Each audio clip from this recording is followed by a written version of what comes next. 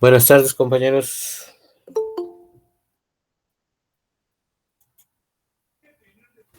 Buenas Buenas tardes, tardes a profesor. todos. Bien, pues estoy viendo que nada más tenemos 9 personas, pero pues ya es tiempo que empecemos nuestra sesión. Eh, Les recuerdo que eh, hoy voy a cerrar las actas ahí en SAE. Les envié un mensaje diciéndoles si tuvieran alguna duda sobre su evaluación, la podemos aclarar de manera individual por vía telefónica. No he recibido ninguna llamada, así que considero que están conscientes de su evaluación.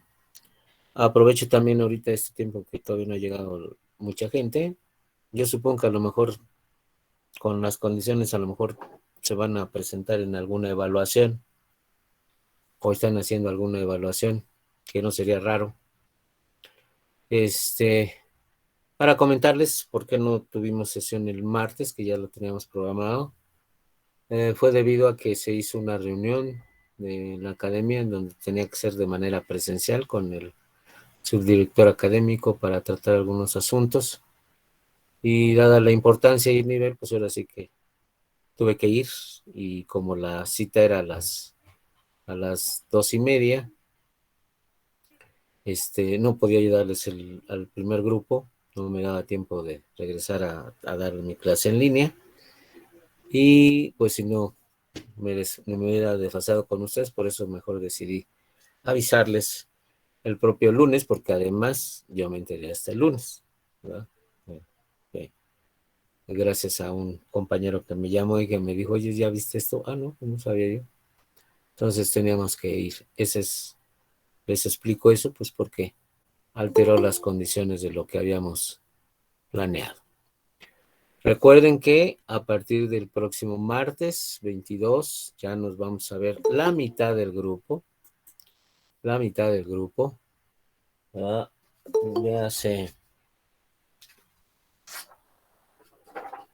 le hace desde el señor Benítez Villalobos hasta pues, todos los Hernández, hasta Hernández Palma.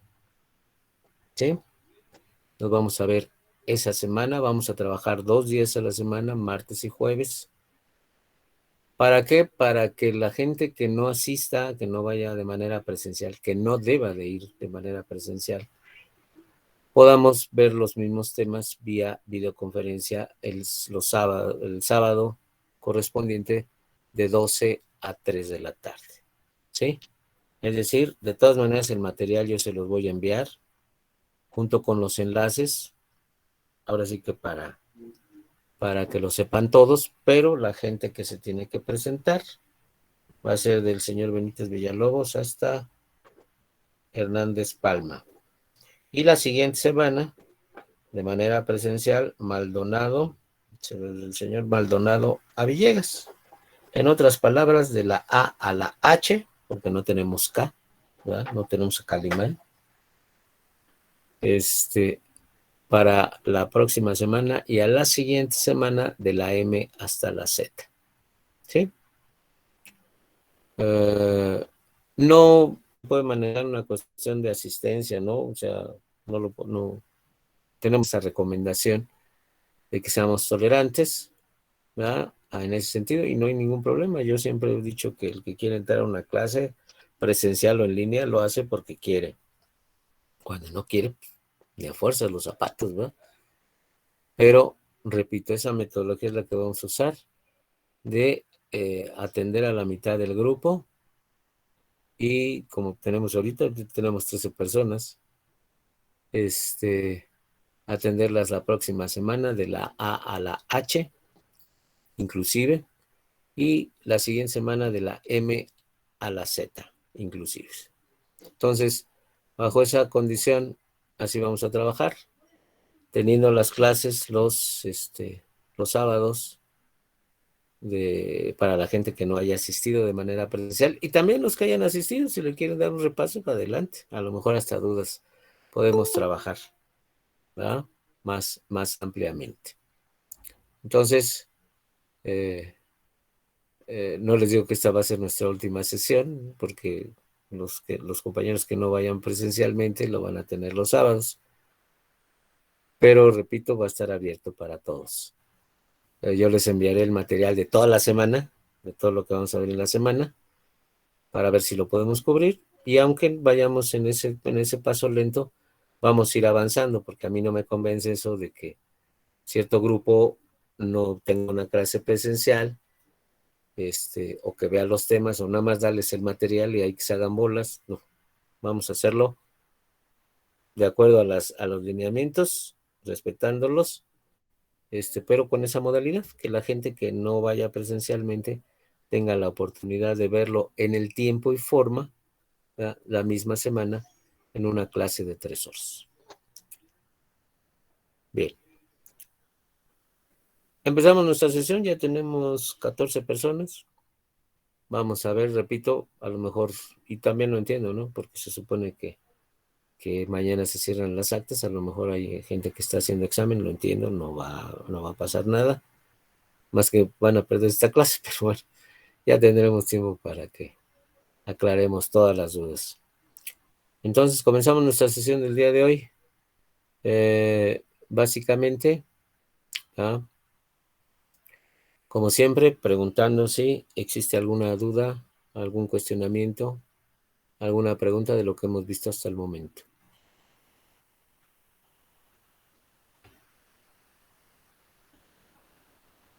Bien, si no hay preguntas, vamos entonces a comenzar el material, que ya es simplemente una formalización y un detalle de lo que nosotros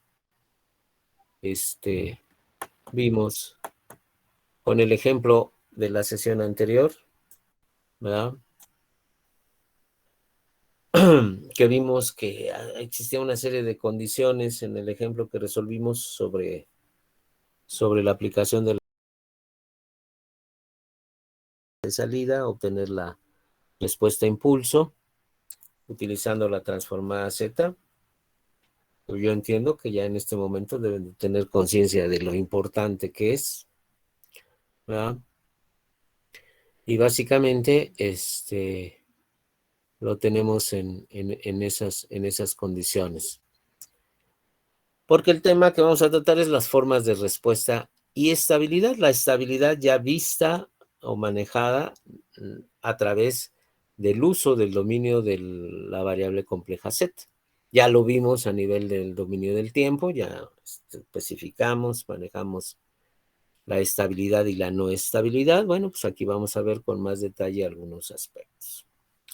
Pero vamos a retomar lo que habíamos observado en el ejemplo anterior que revisamos la sesión del viernes, que era que la función y de z, es decir, la transformada z de la secuencia de salida, estaba integrada por una serie de elementos provenientes de la función de transferencia h de z y otros provenientes de la transformada z de la secuencia de entrada, es decir, sabemos que y de z es el producto de h de z, la función de transferencia, por x de z, la transformada z de la secuencia de entrada. Entonces, fíjense, aquí lo estamos marcando, detallando de manera factorizada. Tenemos los ceros y los polos de la función de transferencia que hemos marcado aquí, ¿verdad? Los ceros como z subíndice h0, z subíndice h1, z subíndice hn, ¿verdad? Dado que el sistema es de orden n. También tenemos sus polos como p subíndice h0, p subíndice h1, p subíndice hn. Es decir, estos términos son los que pertenecen en forma factorizada a la función de transferencia, mientras que el resto son términos que pertenecen a la transformada z de la secuencia de entrada. Por eso están marcados como z subíndice x0, z subíndice x1, z subíndice xm, p para los polos p subíndice x0, p subíndice x1, p subíndice xm. Es decir, estos son los elementos que contemplan a quién, a x de z. Entonces, básicamente, ¿verdad? Aquí vemos cómo se mezclan estos términos y sobre todo en el caso de los polos. Ya lo hemos reiterado y creo que ya lo saben después de la evaluación pasada, ¿verdad? Que estos elementos, los polos, tanto de la función de transferencia como de la transformada Z de la secuencia de entrada, nos van a generar términos, ¿verdad? Términos que están ligados con la forma de la respuesta, es decir, tanto el método de expansión en fracciones parciales como el método de integral de inversión están basados en los polos, ¿verdad? El primero, pues para la expansión en fracciones parciales. Cada polo tiene una fracción parcial. Y para el método integral de inversión, pues también el cálculo de los residuos se hace básicamente para cada polo. Entonces los polos juegan un papel importante, también los ceros, sobre todo en este producto de la función de transferencia con la transformada Z de la secuencia de entrada, porque al hacerse este producto podríamos tener el único caso de excepción, que algún cero de la función de transferencia estuviera ubicado en el mismo lugar que un polo de la transformada Z de la secuencia de entrada y por lo tanto se cancelaran. O bien que un cero de la transformada Z de la secuencia de entrada estuviera en la misma ubicación que un polo de la función de transferencia, por lo tanto se cancelarían al realizarse ese producto. Es cosa muy difícil que suceda, pero no imposible. O sea, hay cierta posibilidad, cierta probabilidad de que eso suceda, entonces hay que estar siempre conscientes de que los ceros también son importantes en ese aspecto del producto de HZ por X de Z. Entonces decíamos que a través de los métodos de transformación inversa, expansión en fracciones parciales y uso de tablas y la integral de inversión, se basan sobre los polos. Aquí que ya los tenemos identificados y pensando en que ninguno de ellos se omitiese al realizarse el producto, cada uno de esos polos nos va a generar un término en el tiempo, que aquí estamos marcando, ¿va? Como y de n, la respuesta total estará compuesta por la suma de cada uno de esos elementos. Elementos que pueden provenir de la función de transferencia, que aquí estamos marcando, como estas pequeñas porciones de la salida, como los que son subíndice H, que son las partes de la transformación inversa debido a los polos de la función de transferencia, y subíndice H0 de n, y subíndice H1 de n, hasta y subíndice Hn mayúscula de n. Todas estas los vamos a englobar en una sola función, en un solo elemento que vamos a llamar simplemente y subíndice h de n, y que ya comentábamos la sesión anterior, corresponde a lo que se le denomina como respuesta natural, ¿sí?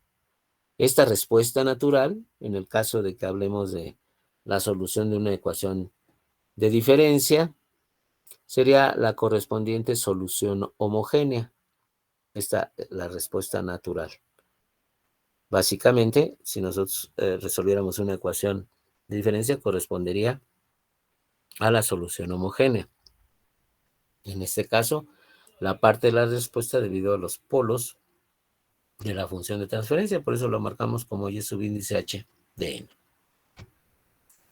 Mientras que los polos de la transformada z de la secuencia de entrada nos van a generar términos en el tiempo, que aquí estamos marcando cada uno y subíndice x1 de n y subíndice xm de n. Y todos estos los englobamos en un solo n, o en un solo elemento que es y subíndice x de n, ¿verdad?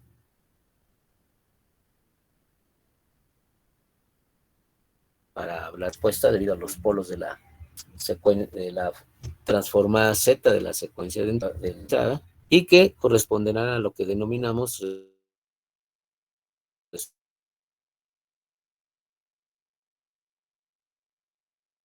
la respuesta. Por tanto, ¿sí? O sea, al final de cuentas, habrá una respuesta forzada para cada qué, pues porque de tipo de secuencia de entrada, ¿sí? Esta respuesta forzada sería, en el caso de una solución de una ecuación de diferencia, lo que es la solución particular, ¿sí? Es decir, a nivel de ecuaciones de diferencia, la respuesta natural es la solución homogénea, la respuesta forzada corresponde a la solución particular. ¿Ok?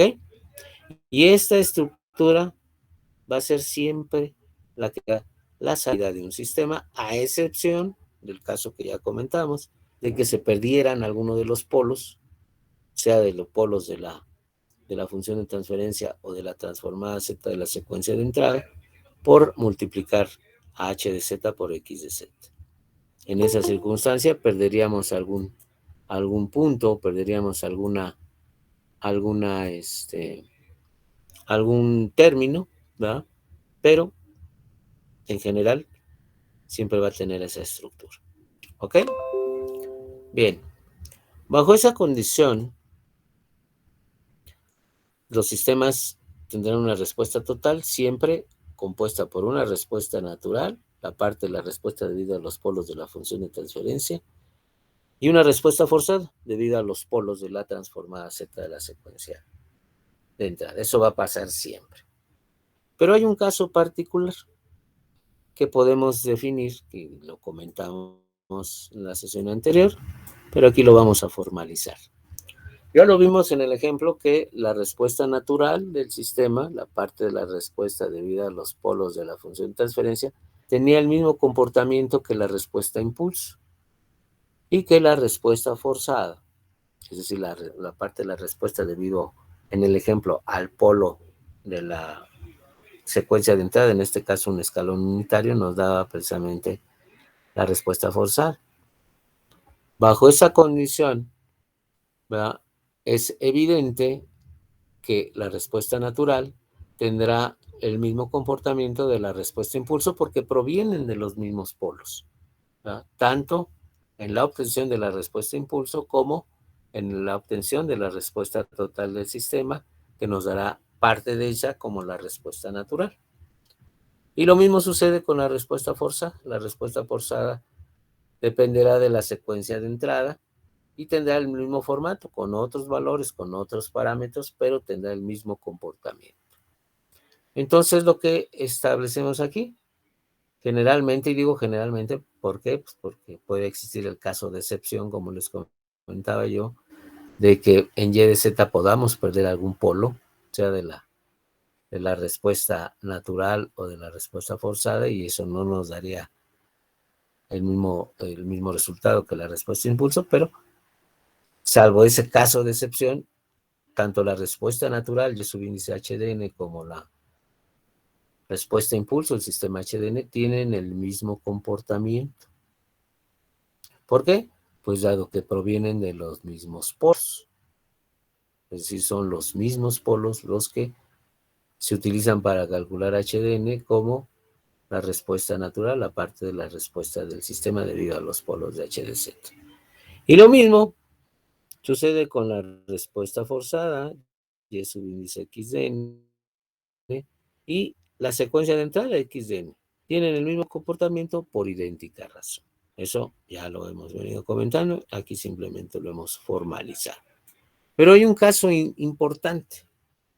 Hasta el momento nosotros hemos dicho que un sistema es estable si su respuesta a impulso es convergente, es decir, es sumable en forma absoluta, es decir, sus términos tienden hacia cero. ¿Sí? Y ya lo hemos visto.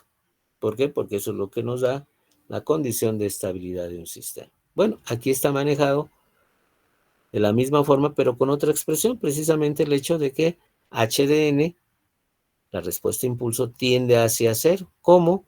Pues precisamente porque el límite, conforme el tiempo tiende a infinito, de la respuesta impulso debe ser cero.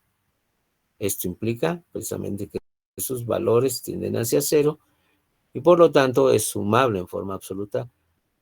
Si es de duración infinita, pues es convergente. Y eso hace que la condición de estabilidad sea exactamente la misma que manejamos en el tiempo. Por eso decimos que para un sistema discreto, lineal, invariante en tiempo estable, el límite cuando n tiende a infinito de la respuesta impulso es cero.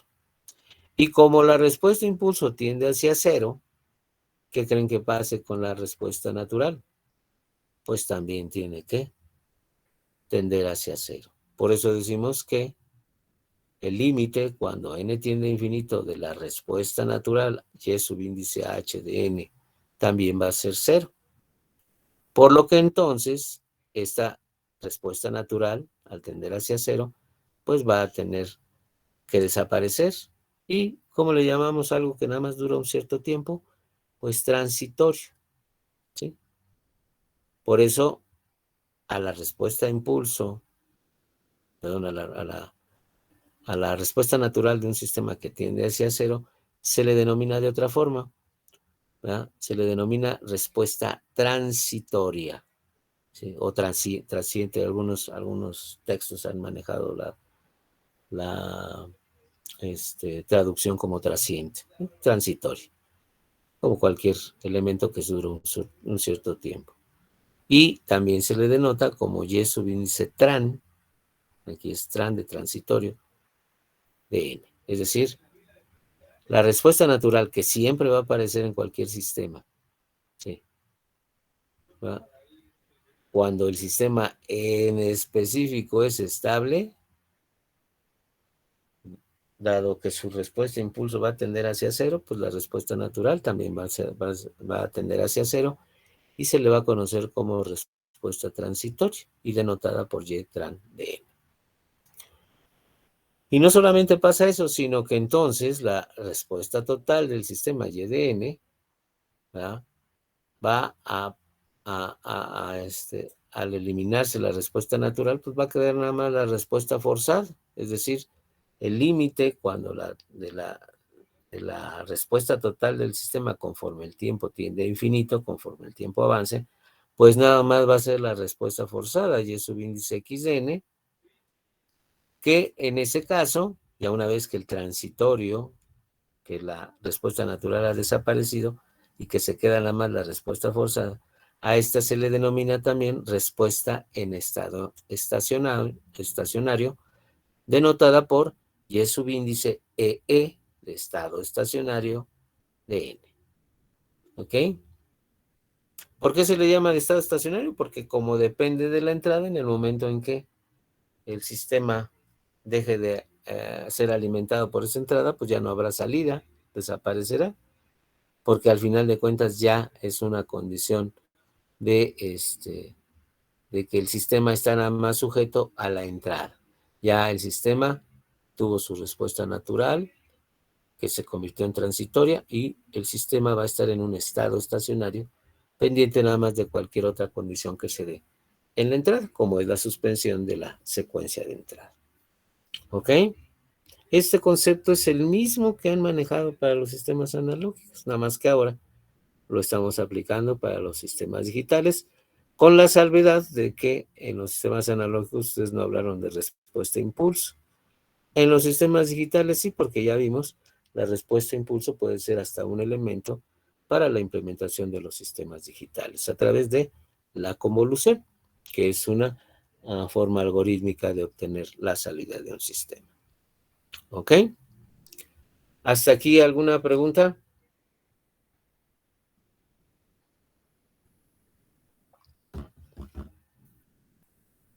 Bien. Hasta ahorita hemos manejado que un sistema es estable o no estable.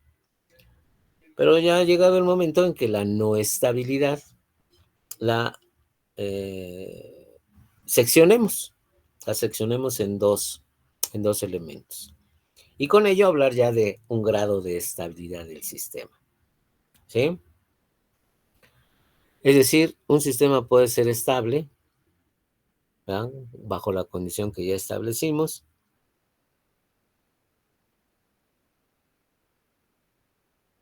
Recordando aquí, no está subdividir en dos casos: en la inestabilidad y en la estabilidad marginal.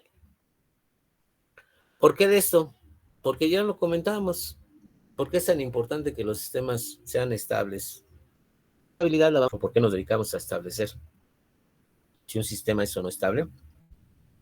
Pues básicamente por su posibilidad de aplicaciones.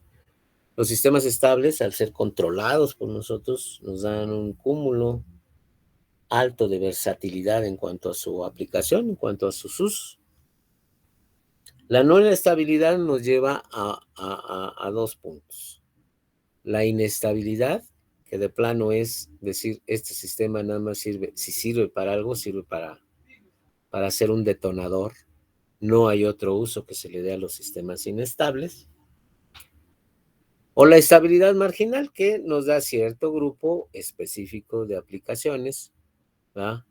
Como lo son las fuentes de alimentación, como lo son los osciladores, como son los moduladores, etcétera. Pero muy delimitada. ¿Por qué? Porque la no estabilidad, ¿verdad? Se divide en inestabilidad, que la hace prácticamente con poca practicidad, o si acaso la única como detonador, o bien la estabilidad marginal, que amplía un poquito las aplicaciones, pero también muy específicas. Entonces, de alguna manera, estamos en esta condición de establecer la no estabilidad como dos casos, y que son los que estamos planteando aquí. Por eso hablamos del grado de estabilidad. Lo define la respuesta impulso del sistema. Es decir, la respuesta impulso, que obviamente también define la respuesta natural, ¿verdad? Ya vimos que tienen el mismo comportamiento. Por eso nos inclinamos por el origen, que es la respuesta impulso del sistema, y ese grado de estabilidad se clasifica en los tres casos que hemos comentado. El que ya conocemos, la estabilidad, y en los casos de no estabilidad, que es inestable o marginalmente estable. Y aquí está la definición de cada uno de ellos. Un sistema discreto, lineal, invariante en tiempo estable es aquel cuya respuesta a impulso se desvanece, es decir, tiende a cero después de un cierto tiempo. ¿Sí?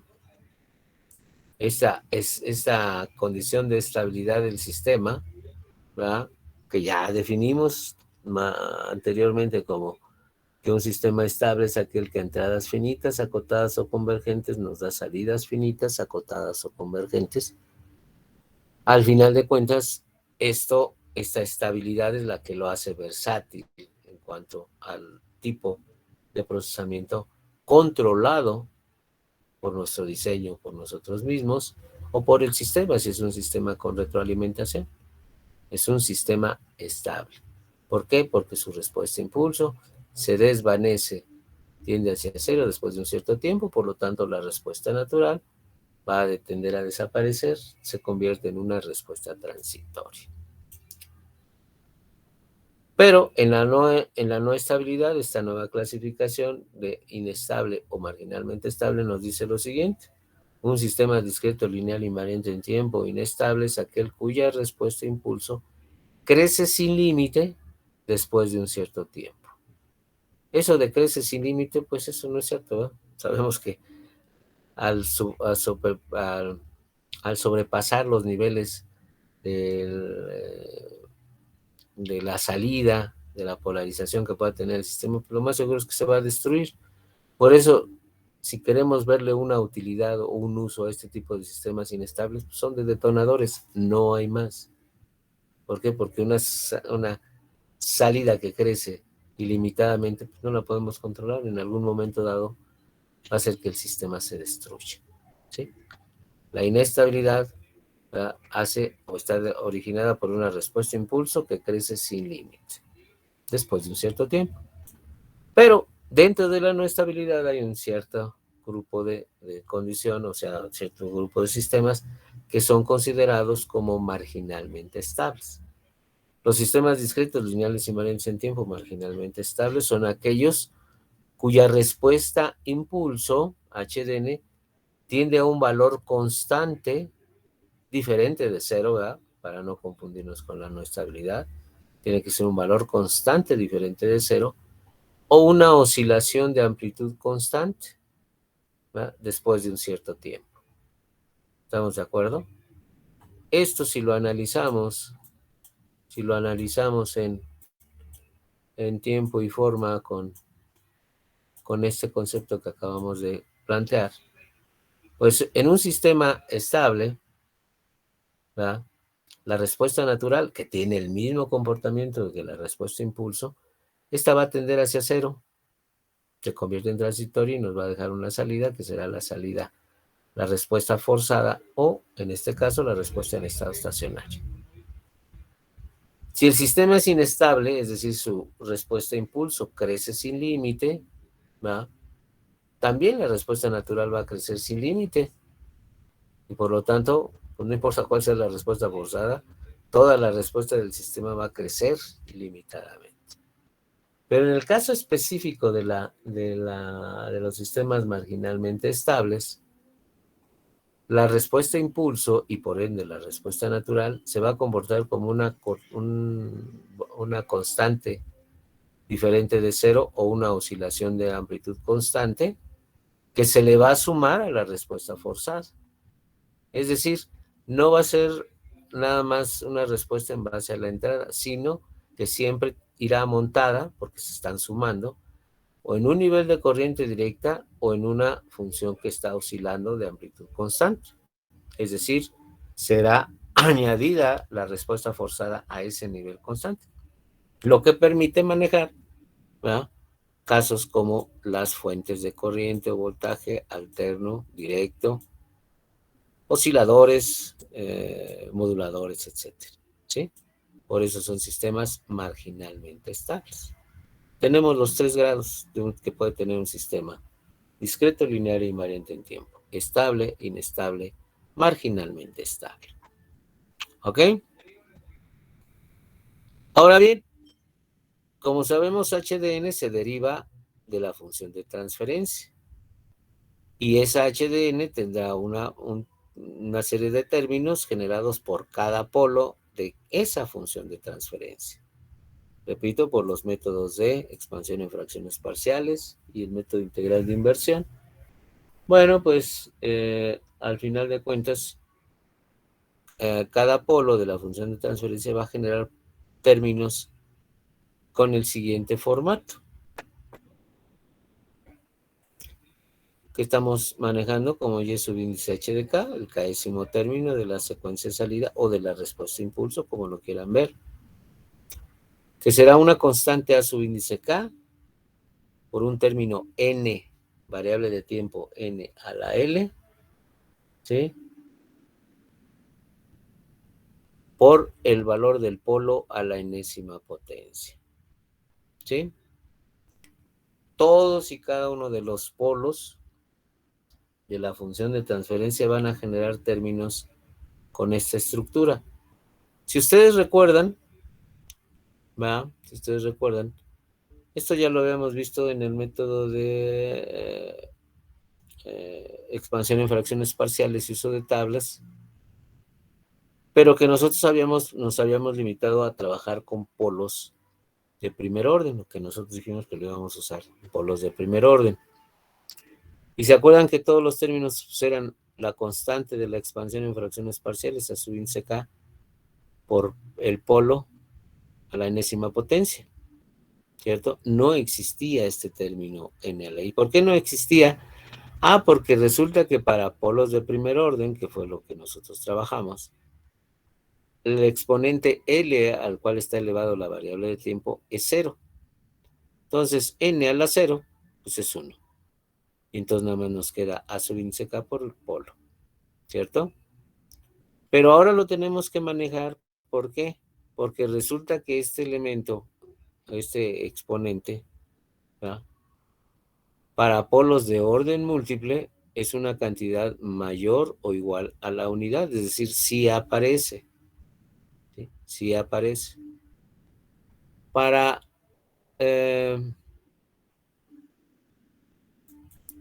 complementar este punto, ¿va?, para que se entienda, porque es lo que yo hago en mis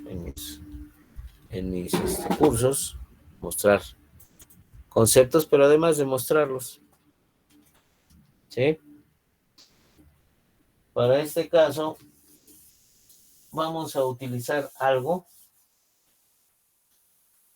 que de hecho se los dejé en su momento como tarea. Nadie me envió nada. No sé si lo hicieron o no, espero que lo hayan hecho, aunque no me lo hayan enviado. Yo creo que no, por los resultados que obtuvieron, yo creo que ni lo hicieron. Que era probar una tablita de pares transformadas y una de propiedades. Y si se acuerdan, había en la tabla de pares transformados un término que era NT, cuya transformada Z era T por Z entre Z menos 1. Todo esto al cuadrado. Eso estaba en esa, no sé si lo probaron o no, si lo comprobaron. Si no, no hay problema. El problema es para los que tienen que manejar la aplicación de estos rollos, ¿verdad? Entonces, ya lo vieron para qué sirve la transformación y lo van a seguir viendo durante todo lo que resta del curso. Y también en la tabla de propiedades había una propiedad que nos decía que la transformada de un término de la variable de tiempo n a la L por una x de n, la propiedad decía que esto era menos z, la derivada con respecto a z, a la enésima potencia de la transformada z de la función x de n, es decir, x de z.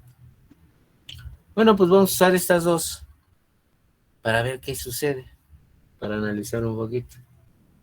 Vamos a usar esta propiedad para obtener la transformada z de esta función. Es decir, si x de n es igual a u de n, un delimitador nada más, pues podemos obtener la transformada z de nt por una función u de n, ¿cierto? Delimitador. Nt por u de n. Esto, de acuerdo a la propiedad, tendría que ser la t es una constante, ¿verdad? La transformada z de n por u de n. Y eso sería la constante, ¿por qué? De acuerdo a esta propiedad, este sería n a la 1 por x de n. De acuerdo a esta propiedad sería menos z, la derivada con respecto a z de primer orden, ¿sí? Por la transformada z de u de n. ¿Cuál es la transformada z de u de n?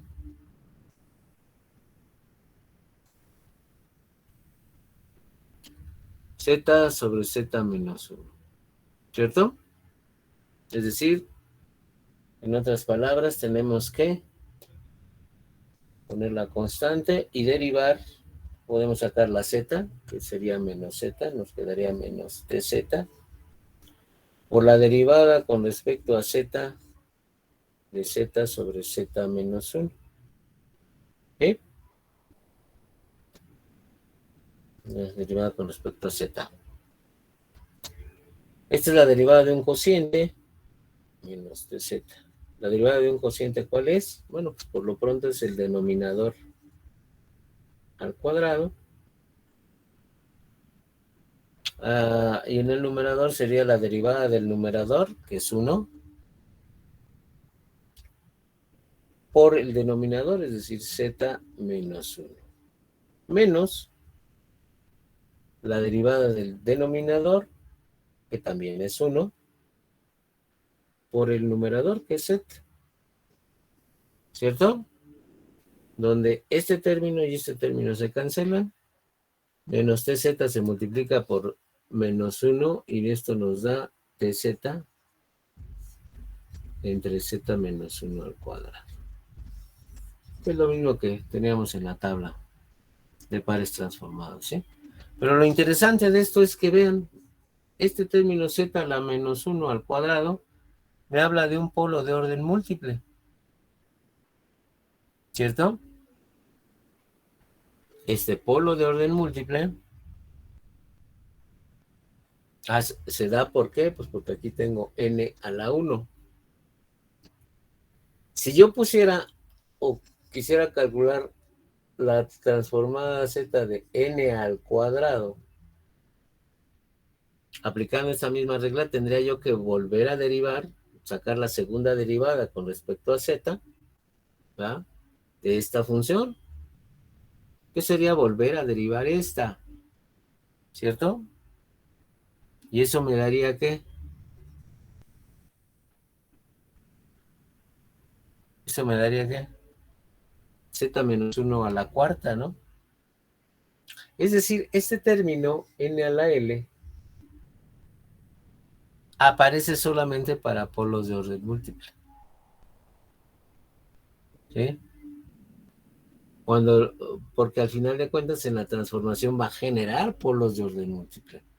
El término n, la variable de tiempo elevada a una potencia, va a generar polos de orden múltiple.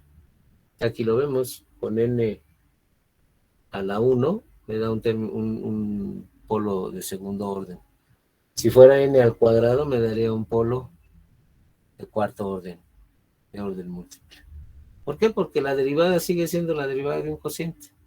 Y eso va a ir elevando al cuadrado en cada derivación al denominador, haciendo que el polo sea de orden múltiple. ¿Cierto? Entonces, como pueden ver, el término n a la l es válido en caso general. Nada más que el término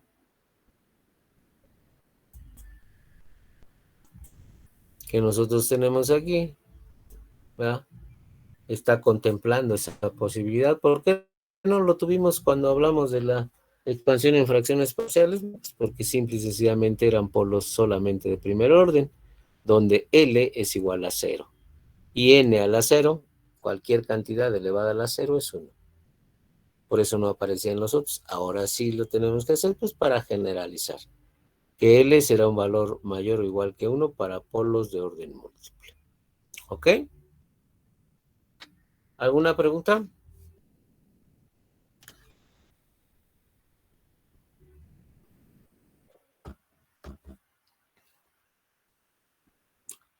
Bien. Aquí tenemos esta igualdad donde estamos representando al polo en base a su magnitud, a su fase, ¿verdad? Como sabemos que esta puede ser una cantidad compleja, bueno, pues en esos términos tenemos la magnitud del polo a la enésima potencia por E a la J, n veces la fase del polo, ¿cierto? Entonces, como hemos visto, o como lo hemos planteado hasta el momento,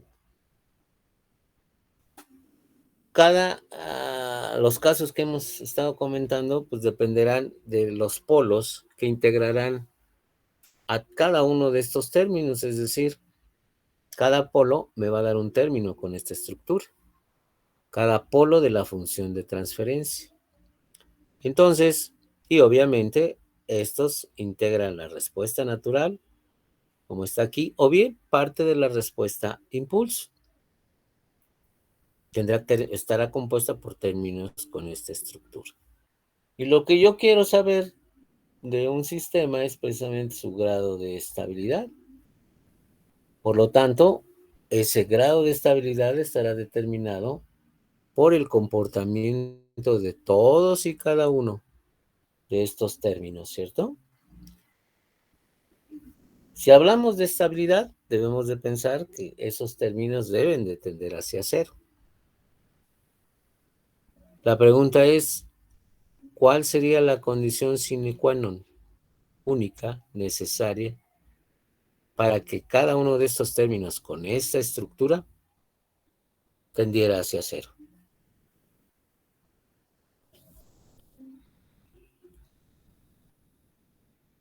¿Cuál es, compañeros?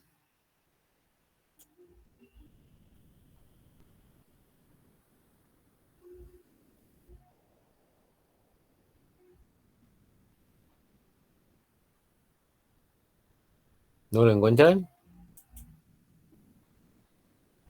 ¿Cuál es la condición para que estos términos tiendan hacia cero?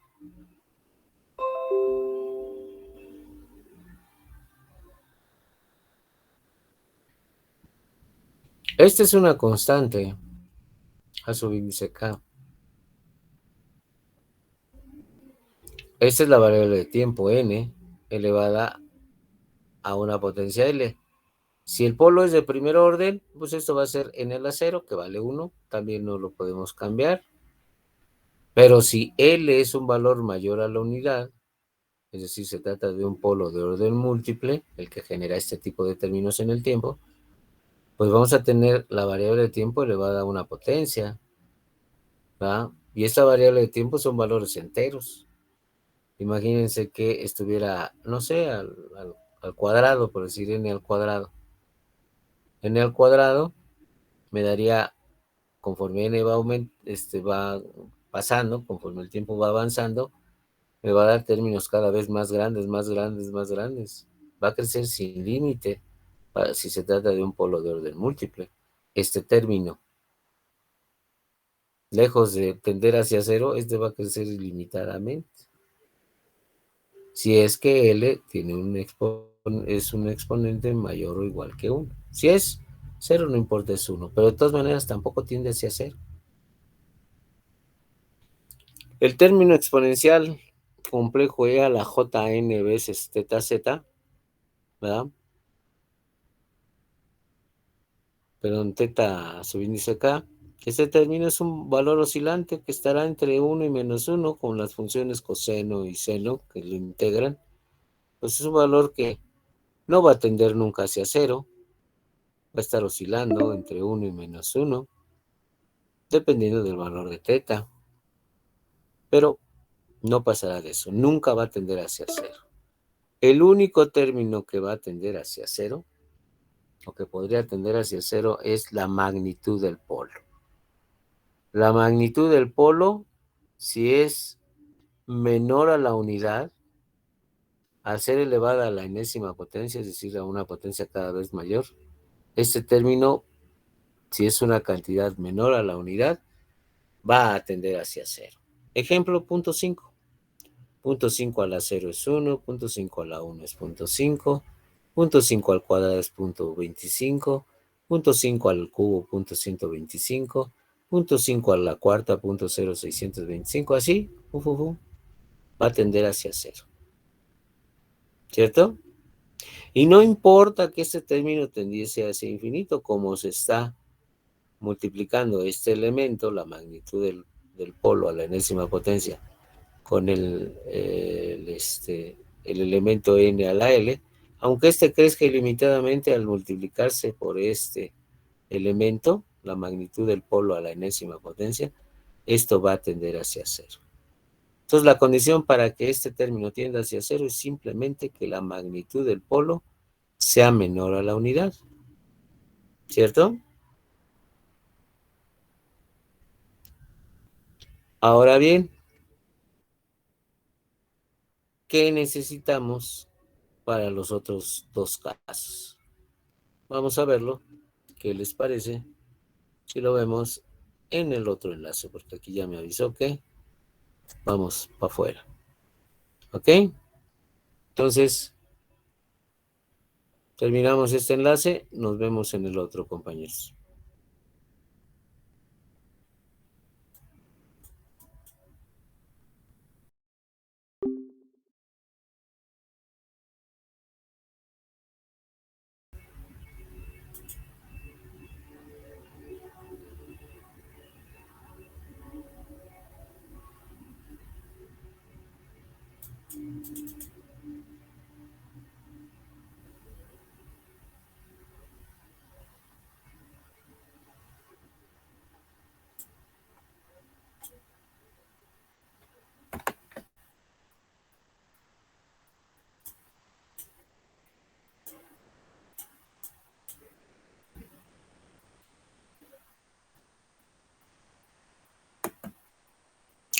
Bien, compañeros, pues yo creo que ya estamos. Falta una persona nada más, pero ya. Ah, ya no falta. Primero déjenme ver acá.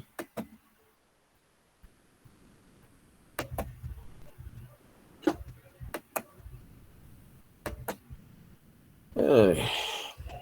Ya son los completos de los que estábamos. Entonces decíamos, ¿qué pasaría si la magnitud del polo fuera mayor a la unidad? ¿Sí? Si fuera mayor a la unidad, vamos a poner 2. 2 a la n sería un término que va creciendo ilimitadamente. 2 a la 0, pues es 1. 2 a la 1, pues es 2. 2 al cuadrado, 4. 2 a la cubo, 8. 2 a la cuarta, 16. Es decir, si la magnitud del polo es mayor a la unidad, ese término haría que creciese, perdón, este elemento haría que el término creciese ilimitadamente, aunque fuera de primer orden, lo que sería n a la 0, aunque este se mantuviera como 1, este como constante, este como una fase. La condición básica para que este término crezca ilimitadamente es que este elemento, la magnitud del polo, sea mayor a la unidad. Entonces, como podemos ver, la magnitud, si es menor a la unidad, hace que el término tienda hacia 0. Si es mayor a la unidad, hace que el término crezca ilimitadamente. ¿Y qué pasa si la magnitud del polo es exactamente la unidad? Pues tendríamos 1 a la n, que siempre va a valer 1, ¿verdad? Esta constante que vale 1. Si se trata de un polo de primer orden, sería n a la 0, que también vale 1. Y si la fase fuese igual a 0, o un múltiplo de 2pi, esto me daría nada más o menos 1, más o menos 1. Entonces tendríamos la constante por 1, por 1, por más menos 1, pues nos daría un valor constante. Pero también podría ser que se tratase de un polo con magnitud unitaria, ¿verdad? De primer orden, pero con una fase diferente de 0 o de un múltiplo de pi, lo que me daría una función de oscilación que está multiplicada por una constante, por n a la 0, que es 1, por 1 a la n, que es 1, sería una oscilación de amplitud constante, ¿cierto? Pero si el polo es de magnitud unitaria, que siempre me va a dar, ¿no? Ya no va, ¿cómo se llama? Y es un polo de orden múltiple, es decir, L es un valor mayor o igual que 1, este término n elevado a esa potencia, pues va a ser que, aunque este tenga una magnitud unitaria, este una constante y esta una función, este elemento va a hacer que todo el término tienda hacia infinito. Como pueden ver, esto está precisamente considerando todo lo que hemos visto en cuanto a los grados de estabilidad. Y cada uno de esos términos que integran a la respuesta natural y por ende a la respuesta impulso, tendrán ese comportamiento. Términos que tienden hacia 0, términos que crecen ilimitadamente, o términos que se mantienen como constantes o oscilaciones de amplitud constante. Entonces, esto nos da lugar a la siguiente clasificación. Aquí hay un error, aquí no es Z. En estos tres términos debe ser P subíndice K, es decir, la magnitud del polo. Corríjanlo allá en su anotación, ¿sí? Si la magnitud P subíndice K, la magnitud del polo, es menor a la unidad, este término, Y subíndice HK, ¿verdad? Conforme el tiempo avance va a tender hacia 0, ¿cierto? Su límite va a ser 0. ¿Por qué? Porque al ser la magnitud, repito, P subíndice K menor a la unidad, esto va a hacer que este elemento haga que todo el término tienda hacia 0. Y como esa es una condición de estabilidad para un sistema estable, se le denomina este término estable. Por eso aquí decimos que cuando la magnitud P subíndice K es menor a la unidad, ese término generado por ese polo de magnitud menor a la unidad se le considerará como un término estable porque al final de cuentas tiende hacia 0. Si nuevamente aquí, la magnitud de P subíndice K, aquí debe ser la magnitud de P subíndice K es mayor a la unidad. Entonces, ya lo dijimos, el término generado por ese polo de esa magnitud va a crecer sin límite. Y el hecho de que una cantidad crezca sin límite es lo que nosotros vamos a denominar o asociar con la inestabilidad. Por eso a este se le conoce como término inestable. ¿Sí? ¿Qué pasa cuando la magnitud del polo es exactamente la unidad? Pues aquí están los 3 casos que comentábamos. Pensemos que es magnitud unitaria. Magnitud unitaria, pero se trata de un polo de primer orden. ¿Sí? Es decir, L va a ser igual a 0, la potencia a la cual se le eleva el término de tiempo n, pues va a ser n a la 0 y por lo tanto eso vale 1. Pero además, la fase es 0 o un múltiplo positivo o negativo de pi. Eso va a hacer que este término o valga más 1 o menos 1. Entonces tendríamos magnitud del polo igual a la unidad. 1 a la n, pues siempre va a ser 1. Polo de primer orden, n a la 0 vale 1. Fase igual a 0 o un múltiplo de pi. Esto nos va a dar más o menos 1. Entonces tenemos 1, 1, 1. Esto es multiplicado por una constante. El límite, cuando el tiempo avance de ese término, pues va a ser la constante. Y los términos constantes están asociados con la estabilidad marginal. Por eso, a este tipo de condición, polo de magnitud unitaria, polo de magnitud unitaria y de primer orden con fase igual a 0 múltiplo de pi, me da un valor constante que voy a denominar término marginalmente estable porque está asociado con la estabilidad marginal. Otro caso es que sea un polo de primer orden, pero que su fase no sea necesariamente 0 o un múltiplo de pi. ¿Verdad? Puede ser cualquier valor. Bueno, eso lo único que cambia es que este término pues ya no va a ser más o menos 1. Este sí sigue siendo 1, magnitud unitaria, de primer orden, n a la 0, 1. Entonces nos quedaría la constante por el término exponencial complejo, que además ya sabemos, ¿va? Por eso decimos que el límite cuando n tiende a infinito de ese tipo de términos será la constante por el término e a la jn teta k, que está compuesto por una serie de funciones senoidales o cosenoidales, pero también sabemos que cuando, existe un polo con alguna fase, siempre existirá su complejo conjugado. Entonces esto nos dará precisamente la combinación con la misma magnitud, el comportamiento de una función, ¿cómo se llama? Senoidal de amplitud constante, que también se liga con la estabilidad marginal. Por eso esto generará, ese polo va a generar un término marginalmente estable. Y por último, cuando la magnitud es exactamente 1, pero se trata de un polo de orden múltiple, ¿qué va a pasar? Pues que n va a estar elevado a una potencia positiva. Entonces, conforme n va aumentando, este valor va aumentando sin límite, y aunque este sea la unidad, aunque este sea constante y aunque este sea una función oscilante, esto me va a dar un término que crece ilimitadamente. Perdón. Por lo tanto, el término y subíndice HK crece sin límite y sabemos que eso está ligado con un término que va a ser inestable. ¿Ok?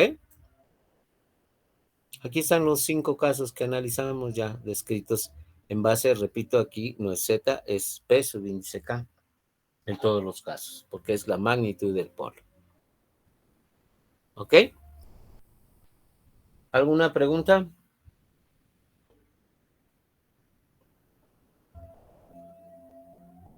Bien, pues entonces, estos 5 casos que tenemos aquí, ya los tengo aquí numerados: 1, término estable 1, término estable 2, término marginalmente estable 3, término marginalmente estable 4, término inestable 5. Todos estos tienen que ver con la magnitud del polo, P sub índice K. Y nosotros, sin necesidad, todo esto lo estamos haciendo, ¿verdad?, sin necesidad de obtener la señal de salida. Nosotros, desde la ubicación de los polos, desde sus características de magnitud y por ende desde su ubicación en el plano Z, podemos determinar el grado de estabilidad de un sistema.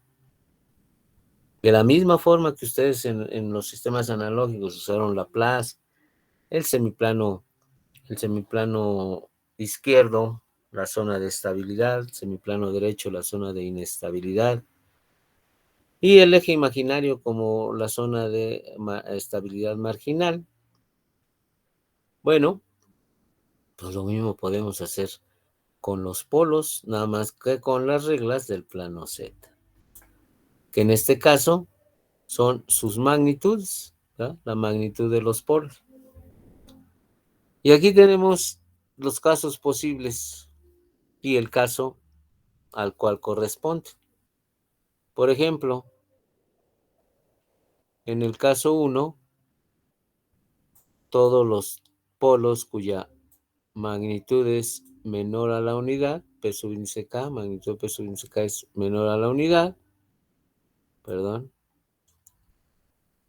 son todos los polos que están dentro del círculo de radio unitario. ¿Por qué? Porque coincidencialmente todos los puntos que están dentro del círculo de radio unitario tienen magnitud menor a 1. Trátense, como aquí, de polos reales, como en este caso, de primer orden, de polos complejos conjugados de primer orden, como en estos, de polos reales de orden múltiple. Para establecer que un polo es de orden múltiple, estamos indicándolo con 2 X sobrepuestas, ¿verdad? Por eso aquí tenemos, no es que haya un error, sino son 2 X sobrepuestas. Tenemos un polo de orden múltiple real o polos de orden múltiple complejos conjugados. Aquí los tenemos. Todos esos polos del caso 1, que está aquí con el 1 encerrado en ese pequeño círculo, todos tienen la misma característica: su magnitud es menor a la unidad y por eso están ubicados dentro del círculo de radio unitario. ¿Cierto? No importando si son reales, complejos conjugados, de orden múltiple reales, de orden múltiple complejos conjugados. Todos estos generarán términos en el tiempo, términos estables. El caso 2, polos cuya magnitud es mayor a la unidad. Obviamente tienen que ser los que están fuera del círculo de radio unitario. Cualquier polo que tenga una magnitud mayor a la unidad, ¿verdad?, va a estar fuera del círculo de radio unitario. Y aquí lo tenemos con los ejemplos correspondientes: 2.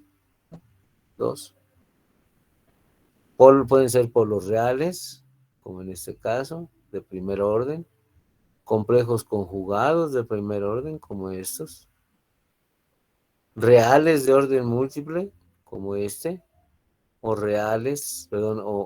complejos conjugados de orden múltiple. Al estar fuera del círculo de radio unitario, esos polos van a generar en el tiempo términos inestables, términos que crecen sin límite. ¿Ok? Y ahora vamos al caso de los polos que están sobre la circunferencia radio unitaria, es decir, que tienen una magnitud igual a la unidad. Habíamos hablado de que si eran de primer orden y de fase 0 o un múltiplo de pi, ¿verdad?, nada más son estos 2 casos, que es el caso 3 de aquí y el caso 3 de acá. Estos tienen magnitud unitaria, están sobre la circunferencia del unitario, son como se indica de primer orden, nada más una X, y además tienen una fase que es 0 o un múltiplo de pi. ¿Sí? Esos son los dos casos de los términos que obviamente ya analizamos, son marginalmente estables. Cuando caen en esos dos casos, magnitud unitaria, primer orden, fase 0 o pi. ¿Ok? Generar un término marginalmente estable. De hecho, es una constante. Caso 4, polos sobre la circunferencia del radio unitario de primer orden, ¿verdad? De primer orden, pero con una fase que no necesariamente es 0 o un múltiplo de pi, ¿verdad? Sino que puede ser cualquier fase. Y aquí tenemos para el caso 4 estos dos, este polo de primer orden con su complejo conjugado, también de primer orden, y este también con polo complejo conjugado con este, dado que no son valores reales al tener una fase diferente de 0 múltiplo de pi, no son valores reales, son valores complejos y conjugados, ¿cierto? Por eso estos son el caso 4, es decir, son términos también marginalmente estables. Y por último, el caso 5, es decir, polos que no importa si son reales o si son complejos conjugados, simplemente con ser polos de orden múltiple, ¿verdad? Aquí por eso es este que está aquí como 5 y con la flecha. No se los quise poner aquí porque al final de cuentas, pero se entiende que esta X doble tendría que ir ahí, sería un caso real de un polo sobre la circunferencia del radio unitario, un polo real, pero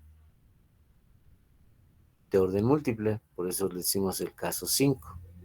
Puede ser real o como en estos dos casos, ¿no? Polos complejos conjugados de orden múltiple también son del caso 5. Es decir, yo puedo establecer con la ubicación de los polos de antemano el grado de estabilidad del sistema, sin necesidad de obtener la respuesta total, o bien sin necesidad de conocer la respuesta impulso, que es una función en el tiempo. Ya desde el plano Z, los polos me pueden indicar cómo van a ser los términos que generen cada uno de esos polos, si van a ser términos estables, términos inestables o términos marginalmente estables, y que su combinación me defina el grado total de estabilidad del sistema. ¿Estamos de acuerdo? Y aquí comprobamos lo que lo vimos en la transformada Z, ¿verdad? Que el interior del círculo radio unitario correspondía a la zona de estabilidad del semiplano izquierdo de Laplace. ¿Ah? La parte externa del círculo radio unitario corresponde al semiplano derecho del plano de Laplace. Y el eje imaginario corresponde ¿a quién? A la circunferencia del radio unitario. ¿Cierto? Nada más que aquí estamos viendo por qué y estamos justificando esos términos. ¿Alguna pregunta?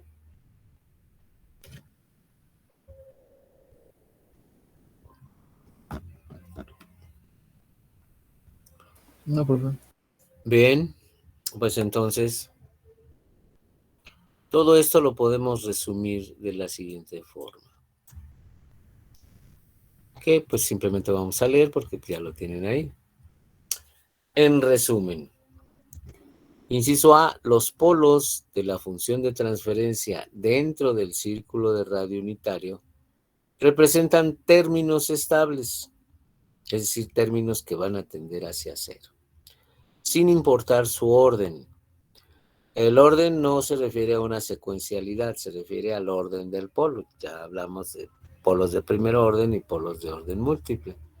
O bien pueden, para que les quede claro, orden o grado del polo, ¿no? Si es un polo de orden múltiplo, de grado múltiple, bueno, sería ese el punto. No es un orden de que estén uno tras otro, no. Es el orden del polo, si son de primer orden o son de orden múltiple. ¿Sí? No importa, pueden ser de orden múltiple, estando dentro del círculo de radio unitario, ¿no? Generarán en el tiempo términos estables, términos que tienden hacia cero. Los polos de la función de transferencia fuera del círculo de radio unitario representan términos inestables, sin importar también su orden o grado. Es decir, con que estén fuera del círculo de radio unitario, ese polo va a generar un término en el tiempo que crece sin límite. ¿Ok? Los polos de primer orden sobre la circunferencia de radio unitario representan términos marginalmente estables. ¿Por qué? Porque serán o una constante o una oscilación de amplitud constante. Pero los que sean polos de primer orden sobre la circunferencia radio, los polos de orden múltiple también sobre la circunferencia de radio unitario representan términos inestables. Es decir, los polos de orden múltiple que también estén sobre la circunferencia de radio unitario representan términos inestables. ¿Por qué? Porque van a crecer sin límite. Inciso D, el grado de estabilidad lo determinan los polos de la función de transferencia, es decir, un sistema discreto, lineal, invariante en tiempo perfectamente estable tiene todos los polos de la función de transferencia dentro del círculo de radio unitario. ¿Cierto? Así que ahora no se van a tener que preocupar si está del lado izquierdo o del lado derecho como en Laplace. Aquí es dentro o fuera del círculo de radio unitario. Hay una regla de dedo, y digo de dedo porque no está así establecida. Al final de cuentas, las posibilidades de combinaciones pues son múltiples para la ubicación de todos los polos de una función de transferencia. Pero hay una regla de dedo muy interesante que dice lo siguiente. El grado de estabilidad de un sistema discreto, lineal, invariante en tiempo, lo determina el polo más alejado del origen. Es decir, si ubicamos los polos en el plano Z y nos referimos al polo más lejano al origen, ¿cuál es el origen? Pues el cruce de los ejes. El polo más alejado va a determinar el grado de estabilidad. ¿Sí? Por ejemplo, si tenemos el polo más lejano dentro del círculo de radio unitario, el más lejano al origen, significa que si ese polo, el más lejano, está dentro del círculo de radio unitario, pues los otros están todavía más adentro, están más cercanos al origen, ¿cierto? Entonces, ese polo más lejano que está dentro del círculo de radio unitario me dice que todos los polos están dentro del círculo de radio unitario y el sistema es perfectamente estable. Si el polo más lejano al origen está fuera del círculo de radio unitario, ¿verdad? Ya con ese polo, el sistema es inestable. ¿Por qué? Porque la salida va a crecer, la respuesta natural y por ende la respuesta impulso van a crecer sin límite. El polo más alejado del origen está fuera del círculo de radio unitario, automáticamente ya no me interesan los demás. Ese sistema es inestable. Ahora, como toda regla de dedo tiene sus condiciones. Vamos a pensar que el polo más alejado está sobre la circunferencia de radio unitario. ¿Sí? Quiere decir que todos los demás están dentro del círculo de radio unitario. ¿Verdad? No está fuera del círculo de radio unitario porque es el más alejado al origen. Si es de primer orden, ese polo es un término marginalmente estable y el sistema es marginalmente estable. Pero si está sobre la circunferencia del radio unitario y es un polo de orden múltiple, el sistema es inestable. ¿Cierto? O si tenemos unos sobre la circunferencia del radio unitario, unos de primer orden y otros de orden múltiple, pues tenemos que irnos por el lado más crítico, es decir, el sistema, aunque tenga estos que son marginalmente estables, que hacen que el sistema sea marginalmente estable, este que genera los polos sobre la circunferencia del radio unitario de orden múltiple, pesan más y el sistema va a ser inestable. En caso de igualdad, se tiene que elegir el caso más crítico. ¿Cierto? Entonces, les comento esa regla pues por si lo ven. De todas maneras, pues, se tiene que analizar los polos y saber por su ubicación qué tipo de términos genera en el tiempo. ¿Ok? Inciso E. Generalmente, los ceros de la función de transferencia pueden estar en cualquier parte del plano Z, porque si se dan cuenta, nos hemos referido solamente a los polos, no hemos ubicado los ceros, pero sí debemos de ubicarlos por dos razones. La primera, que ya lo hemos dicho varias veces, porque podríamos tener un cero en una posición de un polo, lo cual elimina a ambos términos, al cero y al polo, al estar en la misma ubicación. ¿Ah? Entonces siempre es conveniente sacar los ceros. Y segundo, porque los ceros, si se acuerdan ustedes en los sistemas analógicos, los ceros determinan la magnitud, no la forma de la respuesta. La forma de la respuesta la definen los polos. Los ceros definen la magnitud de la salida. Y de hecho hay algunas técnicas que se conocen como diseño de fase mínima, en donde se dice que lo mejor de los ceros es tenerlos dentro del círculo de radio unitario, porque eso les da la máxima magnitud a la salida. Pero puede no necesitar eso, puede ser otra la causa. Los ceros pueden estar en cualquier parte. ¿Por qué? Porque no forman parte de la forma de respuesta. Forman parte o definen la magnitud de la señal de salida, como lo saben ustedes desde los sistemas analógicos. Por eso es bueno hacer hincapié que generalmente los ceros de la función de transferencia pueden estar en cualquier parte del plano Z. ¿Alguna pregunta?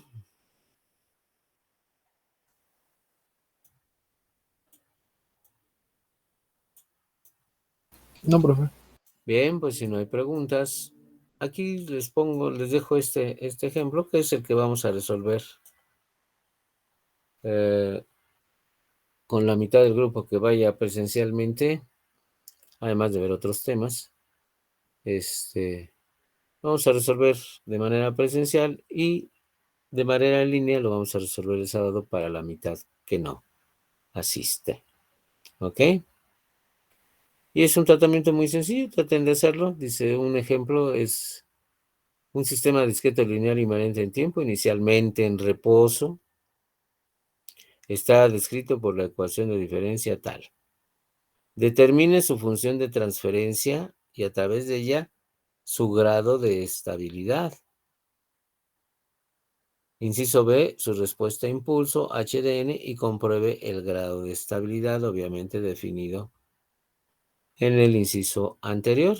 Y después, por no dejar, su respuesta a un escalón unitario discreto. Ahí se los dejo, si quieren intentar resolverlo. De todas maneras, lo vamos a resolver de manera presencial el próximo martes y de forma en línea el próximo sábado. ¿Ok? ¿Alguna pregunta? Bien, jóvenes, pues nada más para aclarar, ahorita que tenemos estos minutitos,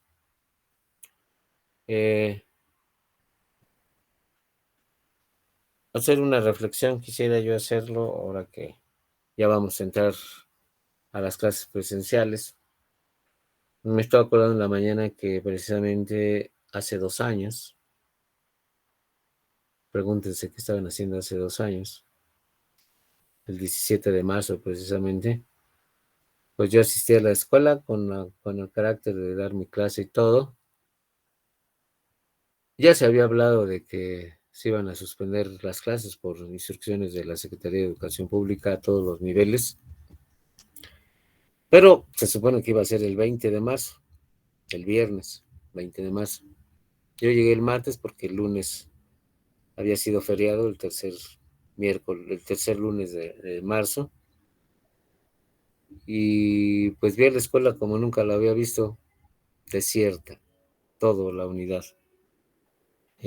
Había pocos automóviles, los pocos que vi, pero estaba como de película de esas de terror. Nunca había visto la unidad tan sola, ni los Profe, sábados. Dígame. una pregunta, la siguiente semana, bueno, yo ya tengo presencial la materia de electroacústica, pero pues vendría a la escuela. No sé si sea posible quedarme con usted de manera presencial o tendría Ahí que sí, regresarme a mi casa. no, ahí sí les voy a ser bien claros. No puedo aceptar más que la gente que va, que le toca ir. ¿Sí? ¿Por qué? Porque si se lo doy a usted, esa concesión lo tengo que hacer con todos. Y no es, Ah, no es muy bien. factible. La división está hecha. ¿Estamos de acuerdo? Por angas o por mangas, pero así está. Entonces sí les puedo decir, no lo voy a hacer porque al final de cuentas, repito, ahorita es usted el que me lo pide. Después, ¿quién va a ser? ¿Estamos de acuerdo?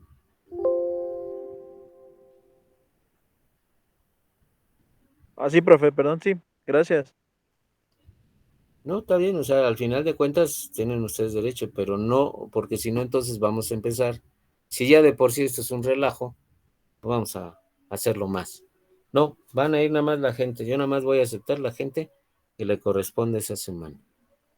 Y lo digo porque no sé si fue usted o otro compañero que decía, no, pues yo puedo ir a presenciales todas. Sí, yo sé que pueden hacerlo, pero al final de cuentas hay un orden, una instrucción definida en la cual, y se los digo de una vez, yo no soy responsable de nada de lo que digan las autoridades. No, es que el profesor es responsable de la salud de los... No, no, no, discúlpenme. Si a mí me están dando una instrucción de que la gente vaya o no vaya, esa es bronca de la autoridad que está haciendo esa condición, ¿sí? Si ustedes van, espero que no se les ocurra ir enfermos o no de COVID necesariamente, de gripe o de cualquier otra condición. Esa es responsabilidad de ustedes, no mía, y de responsabilidad de la autoridad que está exigiendo este tipo de condiciones, ¿sí? Y les hacía yo esa reflexión al final de cuentas, ¿verdad? Que creo que les valió gorro, pero al final de cuentas sí lo que quiero es establecer una situación. Los resultados, que les repito, al rato voy a confirmar, ya voy a cerrar las actas porque nadie me ha hablado al respecto de sus calificaciones, cosa que yo entiendo como aceptado. Saben del nivel que traen, aunque yo se los estuve advirtiendo durante todo el tiempo, ¿no? No están bien preparados, están mal preparados. Simple y sencillamente es un ejercicio que no sé si ya lo hayan hecho bien, al menos para salir de dudas, ¿no? Y sobre todo para que no se atengan a un compañero que por ahí ya me di cuenta que fue el que pasó toda la información. No lo tomé en cuenta, no lo tomé en cuenta. Pero fue un compañero que en la segunda sesión entró 5 minutos después. ¿Sí? Cree que no me iba yo a dar cuenta. Pero no importa eso. Yo lo que quiero es que sean honestos y que manejen las cosas como deben de ser. ¿Sí? Y que no empecemos a hacer, es que yo tengo que ir, es que yo tengo, no, no. Lo que es, si coincide, que bueno, si no coincide, sorry. ¿Ok? Y se los digo, ¿por qué? Porque una de las cosas que podemos nosotros ahorrar a toda la gente que se vio afectada, inclusive no dudo que en alguno de ustedes haya habido algún problema con sus seres queridos o con alguien cercano o con alguien conocido. Todo esto que estamos viviendo, tenemos que aprender a vivir con ello. Todos podemos tener temores de ir, de no ir, de tener eso. Al final de cuentas, tenemos que hacerlo de esa forma, porque así nos están manejando. Yo repito, para mí lo más claro sería o todo o nada, o en línea o presencial, pero todo, nada de vamos a partir esto. Lo vamos a hacer así, básicamente por las necesidades, sobre todo en el grupo de ustedes. Con el otro grupo ya también me puse de acuerdo. Y yo creo que una forma de honrar a la vida o en lo que ustedes crean es que se pongan a trabajar, jóvenes, que quieran aprender. Para mí, de todas maneras, me pagan lo mismo. De todas maneras, yo gano lo mismo. ¿Sí? Pero creo que si vamos a hacer un esfuerzo todos, primero, con la conciencia que nosotros somos responsables de ir o de no ir. ¿Sí? Al final de cuentas, si tenemos temor, pues no vayan. Al final de cuentas, las sesiones de videoclase de los estados van a estar abiertas para todos, inclusive hasta para el otro grupo, que les puede servir como repaso, o si no pueden ir, o si no quieren ir. ¿Sí? Pero yo al final de cuentas no voy a hacer una condición, ni voy a ser responsable de eso. Los responsables son las autoridades que están dando esas instrucciones.